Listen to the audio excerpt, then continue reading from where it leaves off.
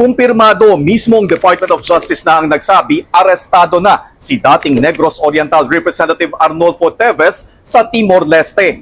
Alas 4 ng hapon, March 21, nang dinampot ng mga otoridad si Teves habang naglalaro ng golf. Ang pagkakaaresto kay Teves ay kasunod ng inilabas na red notice ng Interpol o International Police. Ito ay dahil sa multiple murder, attempted murder at frustrated murder na mga kaso ni Teves sa Manila Regional Trial Court Branch 51. Okay, Equilibrium Pulse po, your special service.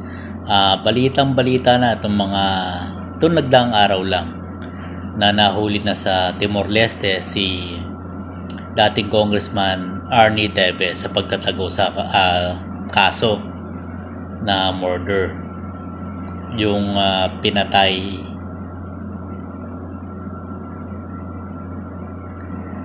na politician sa probinsya nila na si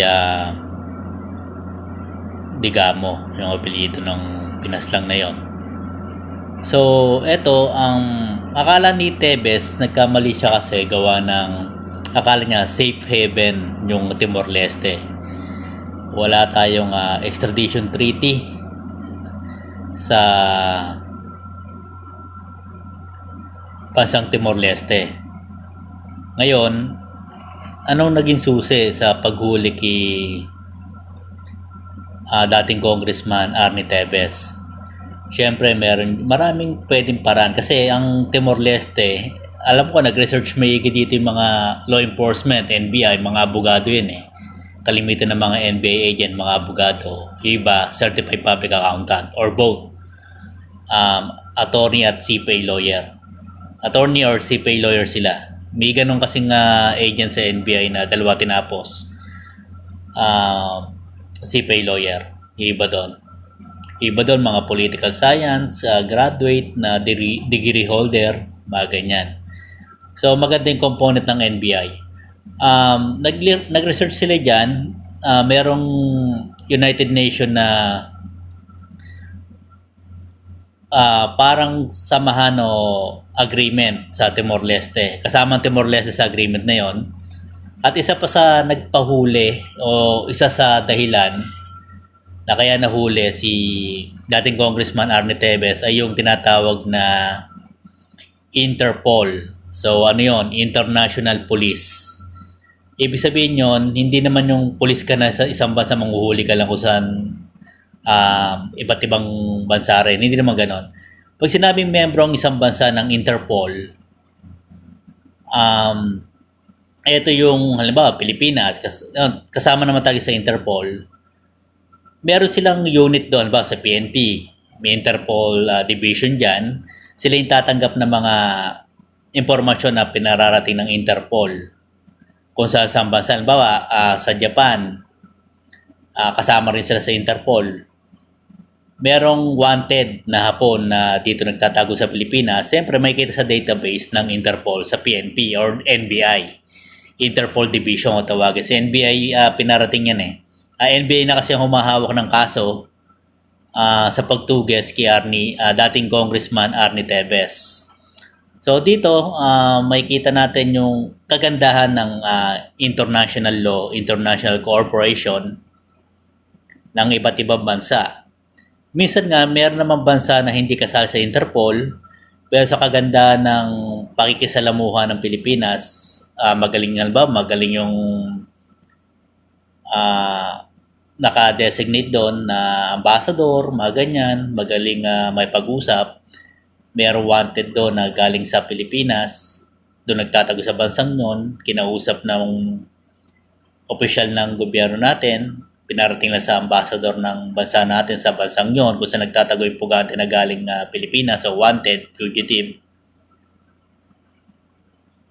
Kahit hindi sila Interpol, hindi sila kasama sa Interpol, International Police Organization, pwedeng, dahil sa political na maganda pa ipag-ugnayan, pwedeng ibigay nila doon sa Pilipinas yung wanted na yon. Total, ano naman gagawin sa bansa nila, mamumurwisyo lang.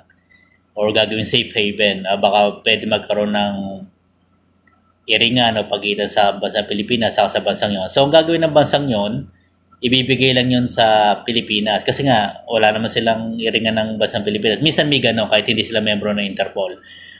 Pero ang kagandaan ng membro ng Interpol, talagang susunod talaga at dapat sumunod yung may isang bansang membro nun.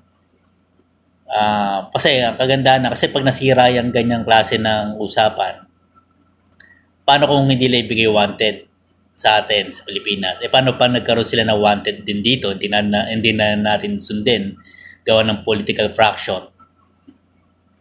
Hindi magkakadaleche-leche. Magtataguan yung mga wanted din sa bansang Pilipinas saka sa bansang yon kapag hindi sila nag-cooperate na maigi. So maganda yung cooperation, kumbaga. Meron isang example dyan, yung Amerika. Sinabi sa Pilipinas na si Edward Snowden, yung nagtangay ng kanilang confidential files. Dating sundalo din yon at nasa NSA, National Security Agency ng Amerika. Ngayon, dahil may iringang politika lang China, sinabi ng Amerika na huliin si Edward Snowden kasi nasa bansa nila, pero hindi yung sinunod ng China. So, ano nangyari? Nagkaroon sila ng iringan. So, hindi maganda nangyayari pagka ganon. Ngayon, tuwan-tuwa yung byuda ng dating, hindi ko sigurado kung dating governor yung napas lang ng Digamo, yung kung anong posisyon niya sa Negros, sa probinsya ng Negros. Tuwan-tuwa yung byuda ng politician na pinaslang na si Digamo. Kasi nga, doon pa lang sa paghahanap ng isang wanted, doon kasi nade-delay na yung hustisya o justice. So, hirap nun. Bago kasi magkaroon ng jurisdiction ng isang korte na may hawak ng kaso, siyempre RTC yan, murder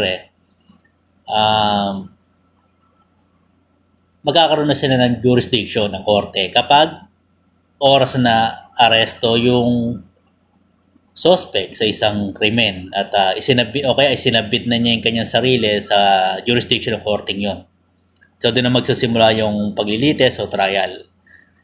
Ito, meron pa mga ibang mga wanted pinaghahanap. Ito, yung sa Senado, naglabas na ng arrest warrant ng Senado, Senado pa lang.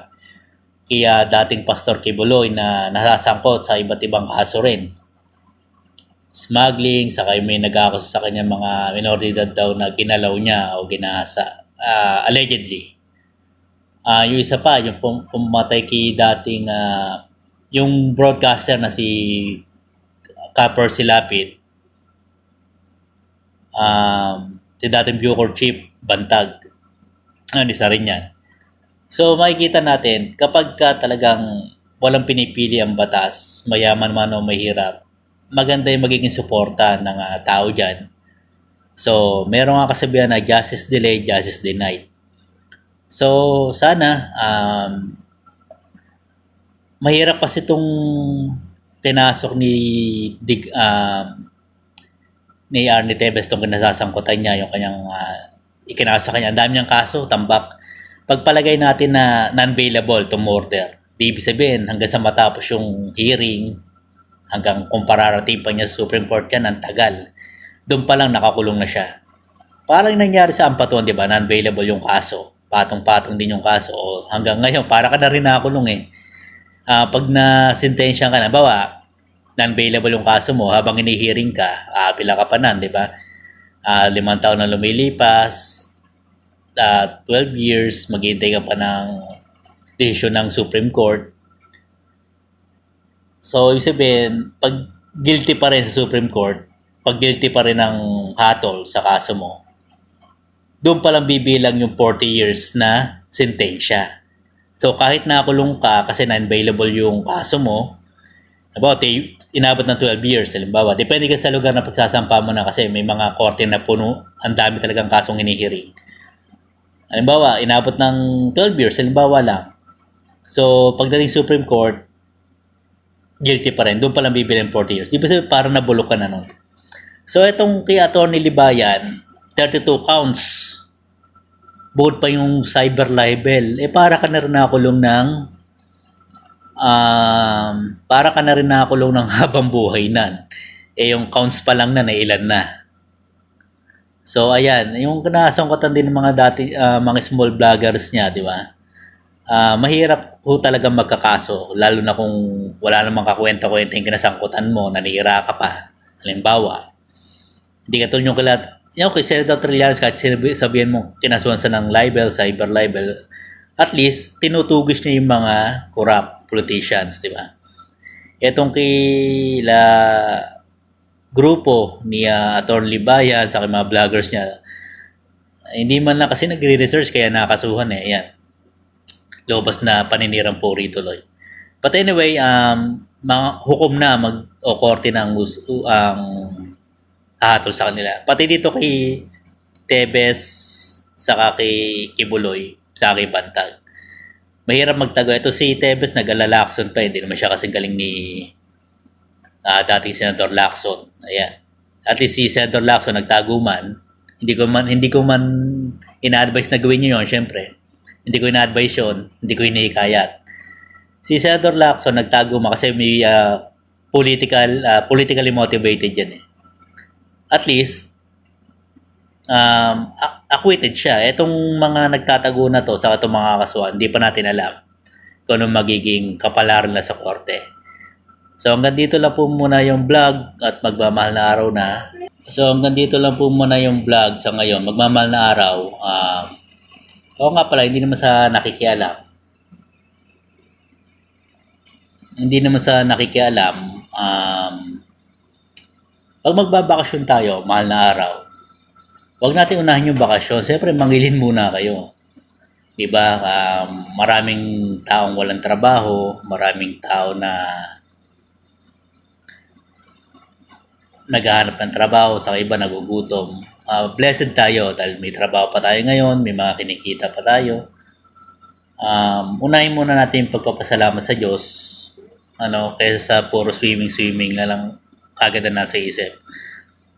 Na minsan lang naman itong mahal na araw, kahit naman may mga marami pa naman holidays. Unahin muna natin yung pangingilin o pagsisimba kahit paano. Kaya sa mga gimmick o swimming. Ang Holy Week ay hindi po talaga for vacation. Mangilin po tayo kasi yun ang talagang nararapat. So, happy weekend, blessed Holy Week. So, ingat po tayo sa pupuntahan natin sa kayong bahay natin na dapat kandado. Yung mga important things like pera or alahas o gamit, gadget, mga cellphone, laptop na mamahalin, itago na mabuti. Mas maganda kasi kung may CCTV yung bahay nyo, yung inyong bahay, for security reasons. So hanggang dito lang po. Maraming salamat. Equilibrium Files signing off.